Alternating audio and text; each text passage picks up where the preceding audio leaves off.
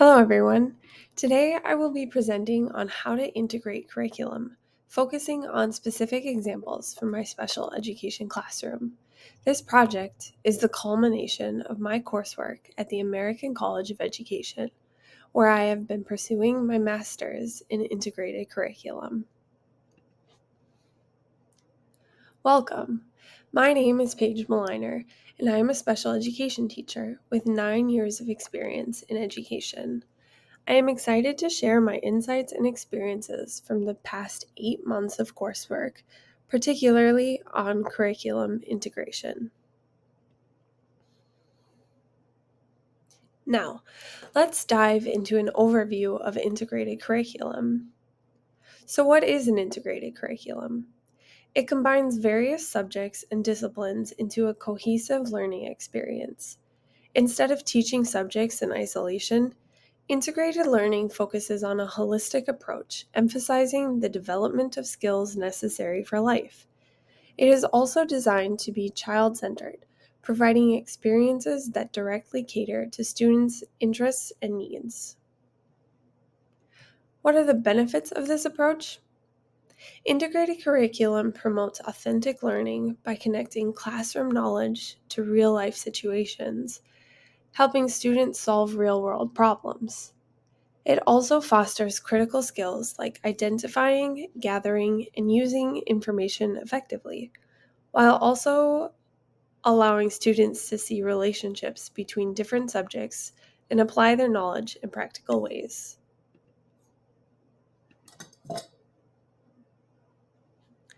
Let's break down the steps involved in creating an integrated curriculum. Step 1 is to identify key elements like the population, target audience, content area, and standards to guide your planning. Step 2 focuses on determining the theoretical framework, whether you choose cognitivism, social constructivism, multiple intelligences, or brain-based learning as the foundation for your curriculum.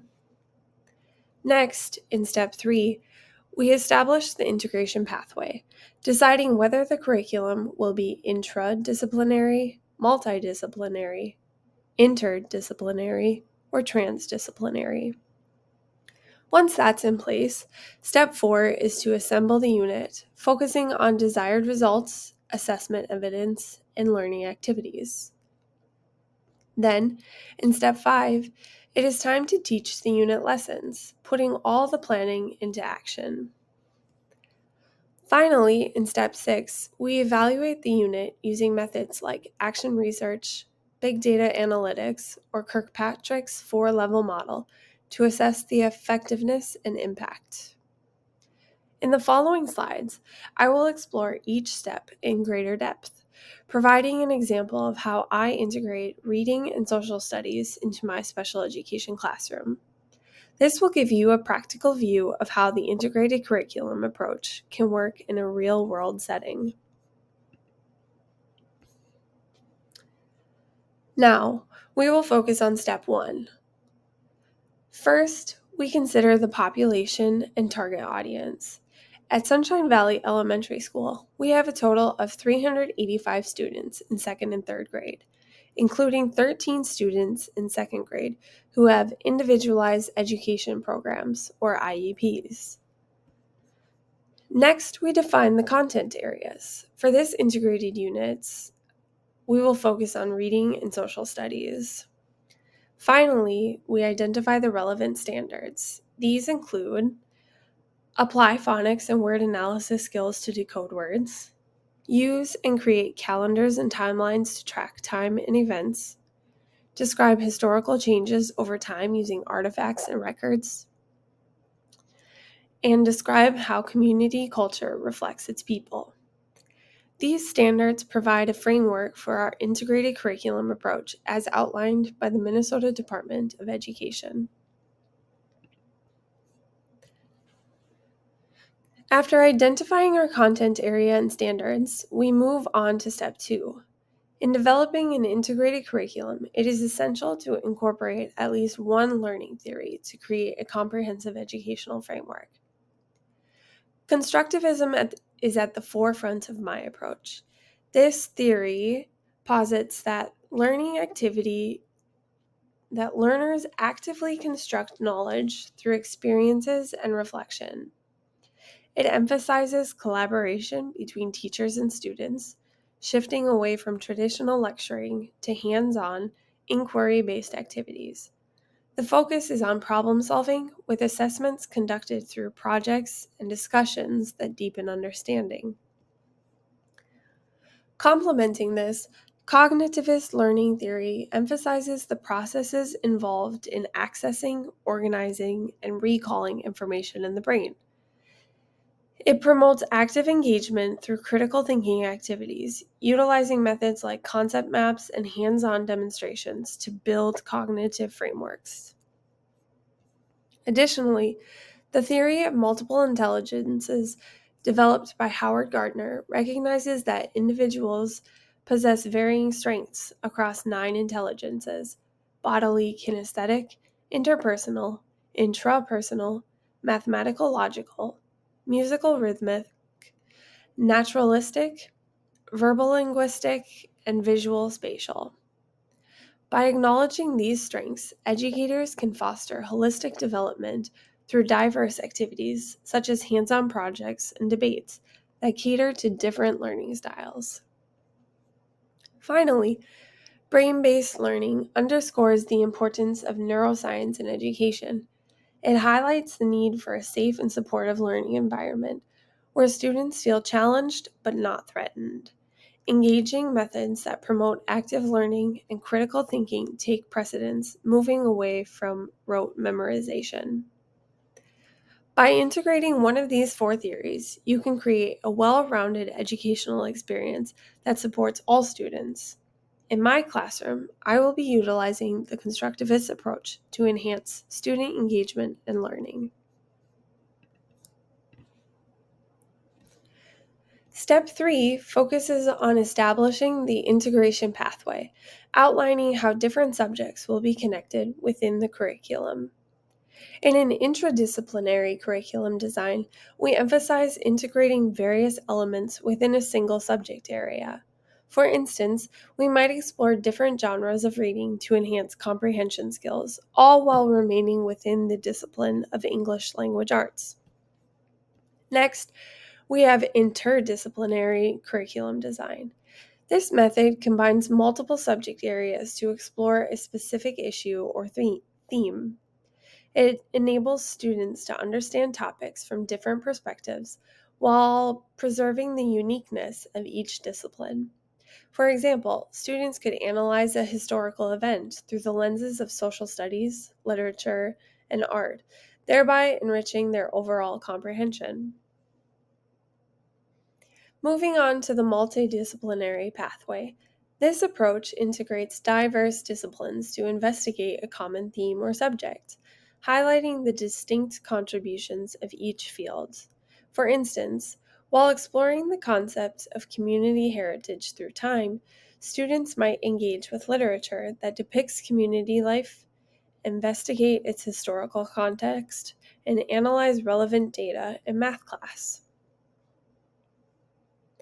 Finally, we have the transdisciplinary approach. This method addresses complex problems through collaborative efforts across multiple disciplines. For example, students might tackle a local environmental challenge by integrating knowledge from science, social studies, and language arts. This approach fosters a comprehensive understanding and encourages innovative solutions. For this unit, I have chosen an interdisciplinary pathway, integrating 1 standard from English language arts and 3 standards from social studies. This approach allows students to make connections between reading and critical social concepts, enriching their understanding through collaborative learning experiences. By focusing on a common theme, exploring community heritage through time, we will investigate how culture and history shape our communities. This theme will guide our inquiries into how people's lives have changed, the significance of historical artifacts, and the ways in which culture reflects the beliefs and daily lives of individuals. In the next steps, I will detail how to effectively assemble the unit. In step 4, we focus on assembling the unit using the Understanding by Design framework, commonly referred to as UBD. This approach provides a structured method for curriculum design that enhances student learning. Understanding by Design serves as a framework for structuring our curriculum, emphasizing the importance of starting with the end in mind, what we want our students to achieve by the end of the unit. We begin with desired results. This is where we define clear learning objectives that are aligned with the standards. In this section, we focus on articulating what we want our students to achieve. We will define the learning objectives, enduring understandings, and essential questions that will guide the unit. These are the key takeaways for students, the knowledge and skills they will develop throughout the unit. For example, in my unit on exploring community heritage through time, one of the learning objectives is for students to use their phonics and word analysis skills to decode and understand historical texts. An enduring understanding might be communities change over time, and this change is reflected in cultural traditions and historical events. An essential question could be, how does the culture of our community reflect its history and beliefs? These guideposts ensure that students are not only mastering specific skills, but also gaining a deeper understanding of their community's heritage. Next, we consider assessment evidence. Here, we determine how to measure student progress and understanding. This involves deciding on the evaluative criteria, performance tasks, and any additional assessment methods that will provide evidence of learning. We will track student growth and understanding through various forms of assessment, ensuring alignment with the unit's goals. To illustrate, during my unit, one performance task could be for the students to create a colorful timeline that illustrates key events in our community's history, helping them to understand how things have changed over time. Additionally, I might have students work in pairs to write a simple report about a local cultural tradition, using picture books and text to help them decode the information. We can also have fun, informal assessments like daily check ins, where students share what they learned that day. These tasks, along with quick quizzes or drawing activities, will help me see how well each student is grasping the concepts we are exploring. I will also have a unit test at the end as a summative assessment. Finally, we move to learning activities. This step involves designing activities that align with both our objectives and assessments. These should be engaging, meaningful, and support the desired results. As part of this process, we also plan for necessary intervention and extension activities to support differentiated learning. Additionally, we will identify the materials as well as any potential field experiences or resource people that can enrich the student's learning experience. For instance, in my unit, students will work in pairs to create posters showcasing a cultural tradition from our community. They will research, illustrate, and present their findings, promoting collaboration and presentation skills, while deepening their understanding of community heritage. I will also plan intervention and extension activities to support differentiated learning. Some students may benefit from additional phonics games to reinforce their skills, while others can extend their learning by working on simple word puzzles or creating sentences using the phonics patterns we have learned. These activities will be tailored to meet each student's individual needs and learning pace. Additionally, I will identify materials needed, such as craft supplies for the posters and access to books or online resources. Field experiences like visiting a local cultural center or inviting a guest speaker will further enrich their learning and deepen their connection to the content. By assembling these components with the end goal in mind, we create a cohesive unit that effectively supports student learning. Now that the unit is fully planned, we move on to step 5, teach the unit lessons. This step is all about implementation, bringing the lessons to life in the classroom. During this phase, you will implement the learning activities outlined in the plan, ensuring they connect to the learning objectives and assessments. Keep an eye on student engagement and understanding, making sure that the activities are meaningful and promote deep learning. For example, my students will create a timeline of our community's history, analyze primary sources like letters or diaries, or research and write about cultural traditions in our community. These activities are directly tied to the goals I have set and the skills I want my students to develop. As I teach, I will monitor student engagement and understanding, making sure the activities are meaningful and promote deep learning. I will be asking myself, are students making connections between the historical texts they are reading and our exploration of community heritage? Are they applying their phonics and word analysis skills effectively? Observing their progress will help me make any necessary adjustments along the way. Teaching the unit is where all the preparation comes together, and it is important to maintain a student-centered approach, ensuring that the lessons are accessible, engaging, and effective for every learner. Whether my students are creating calendars of cultural events, writing reports, or building museum exhibits, my goal is to design activities that meet their individual needs and keep them actively engaged in the learning process. Finally, in the sixth step, we evaluate our unit's effectiveness. At this stage, we can choose from one of three evaluation methods to gather meaningful insights into our teaching and student learning. First, we might consider action research.